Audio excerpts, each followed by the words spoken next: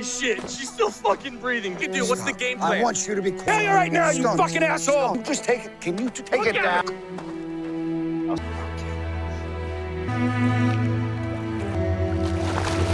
The movie opens with Jack Hunter, a former secret warrior, walking into a dark, noisy bar crowded with drunk patrons. He scans the room like a predator, alert to every detail. Choosing his seat carefully, he focuses on a young man wearing a unique bracelet. At the same time, a seductive dancer approaches Jack, tempting him with the mysterious world of another dancer named RZ, while also showing interest in who he really is. Across the room, the young man with the bracelet, Bobby, was surrounded by several women. When he noticed Jack talking to the dancer, jealousy flared up. He called the dancer over, but she refused and told him to leave her alone. Enraged, Bobby walked up to Jack and ordered him to leave. Jack tried to avoid conflict and turned to go, but Bobby blocked his path and shoved him. In self-defense, Jack struck back, leaving Bobby with a bloody nose. The fight quickly caught everyone's attention, and a group of tough men in the bar moved in to attack Jack. Jack was a skilled fighter and quickly took down his attackers. In the middle of the chaos, a powerful man named Nichols entered the bar with his crew.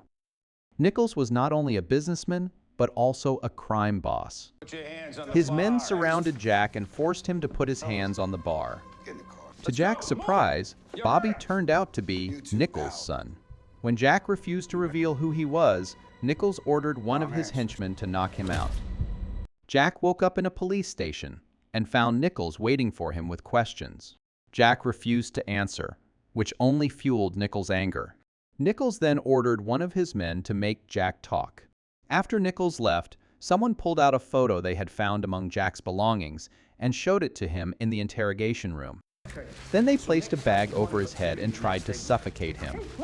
Just as the situation turned deadly, Chief Kim stepped in and stopped them. The attackers backed off, and Chief Kim apologized to Jack.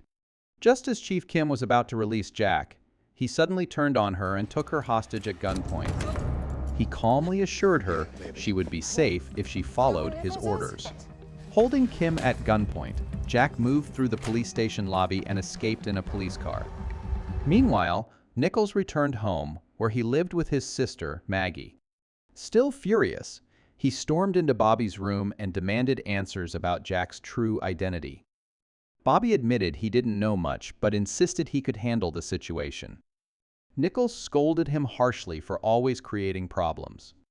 Later, during dinner, Nichols revealed a photo he had taken from the police station. The picture made Bobby uneasy, hinting that he might have a secret connection to the woman in it. Meanwhile, Jack pulled his car over to the side of the road and opened the trunk. Inside, he discovered a stash of weapons, an important find. As he examined them, Kim's voice came over the radio, urging him to come back.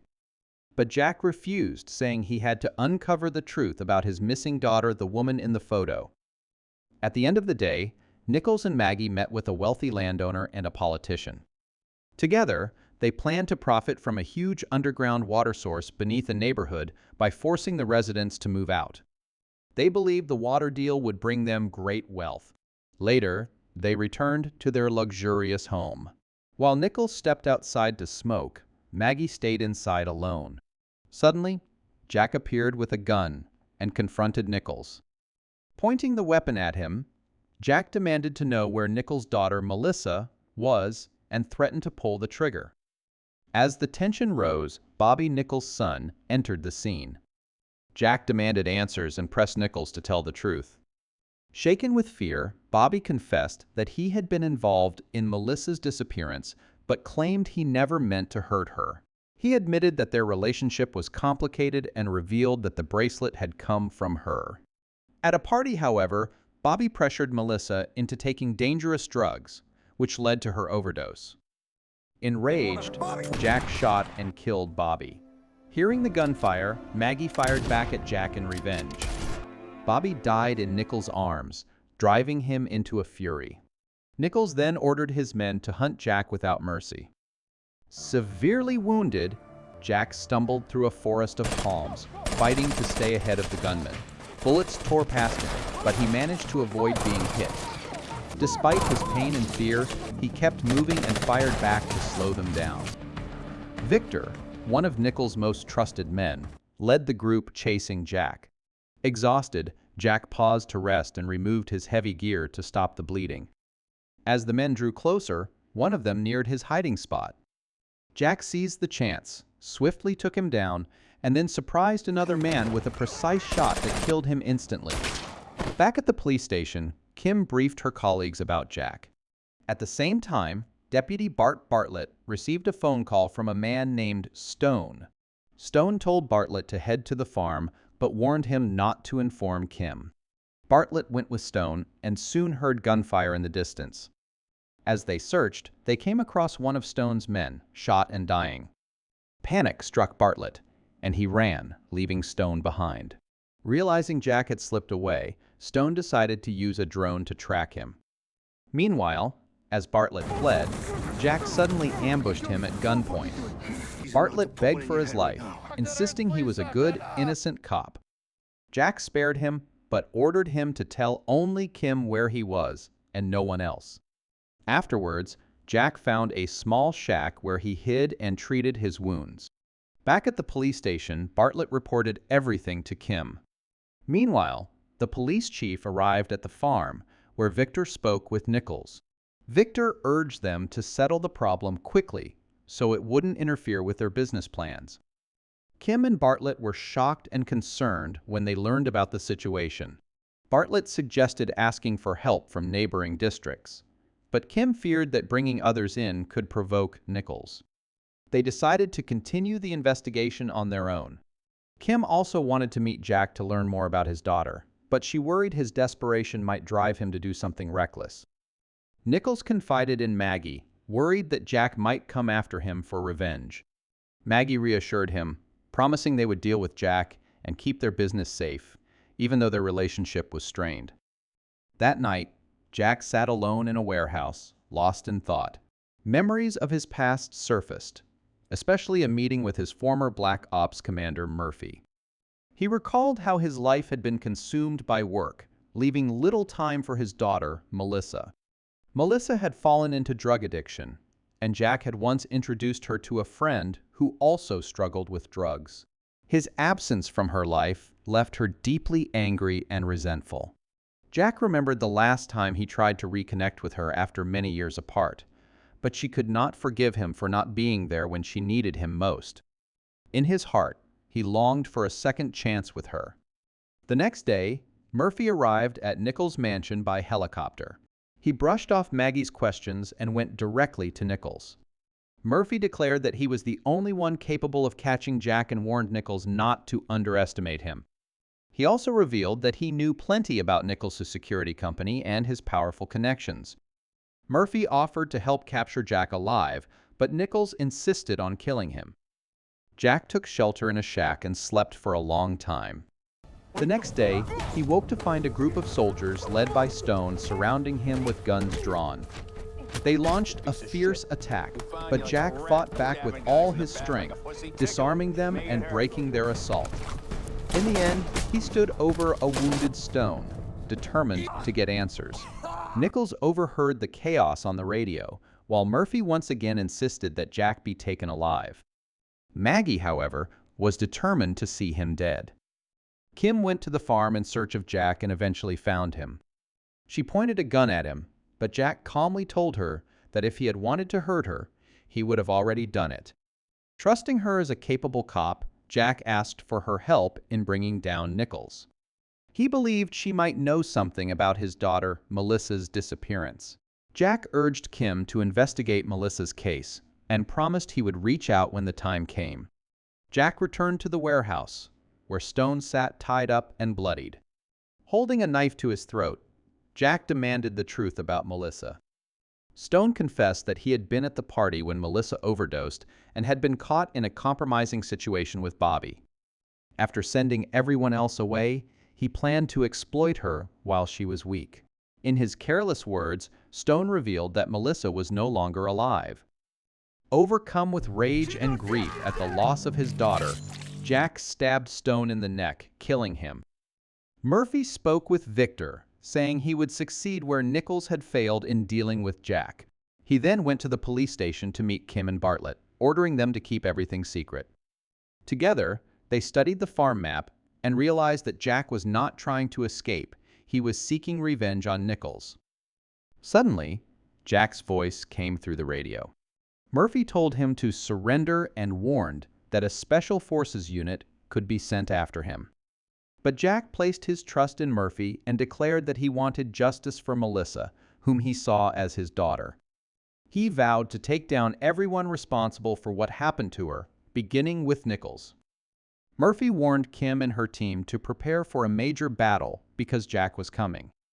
Seizing an opportunity, Jack attacked a man, stole his truck, and drove straight into town with one goal: revenge.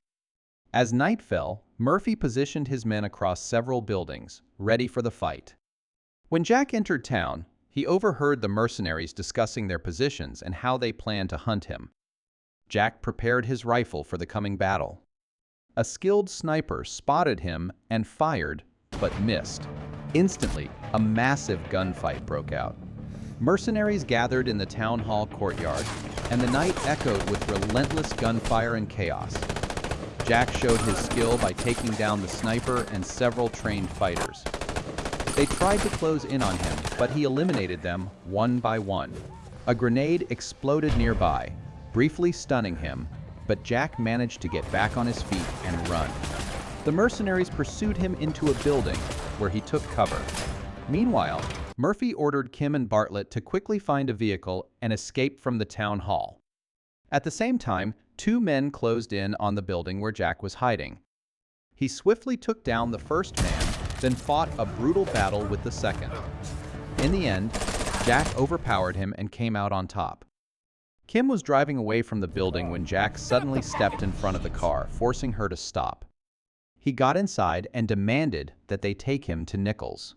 Meanwhile, Nichols and Maggie were overwhelmed with guilt. Nichols wished he had made different choices and thought back to when life had been perfect. Maggie, filled with regret and sadness, decided to leave and return home. Nichols stood alone for a moment before heading back home. When he arrived, he found Jack already there, holding Maggie at gunpoint. Jack forced Nichols to drop his weapon and sit down. He demanded the truth about what had happened to his daughter. When Nichols refused to talk, Jack began torturing Maggie by breaking her fingers. At last, Nichols confessed. He admitted that he had known about Melissa's drug problems, just as his son Bobby had struggled with the same issues. Nichols revealed that Melissa had died from an overdose and swore he had nothing to do with her death. Enraged, Jack pointed his gun at Nichols, demanding to know where Melissa's body was. During the confrontation, Kim and her team heard the noise and quickly called for backup. More police arrived at the farm and immediately arrested Nichols. Police cars surrounded the house. Jack brought Nichols and Maggie outside, where Murphy urged him to lower his gun.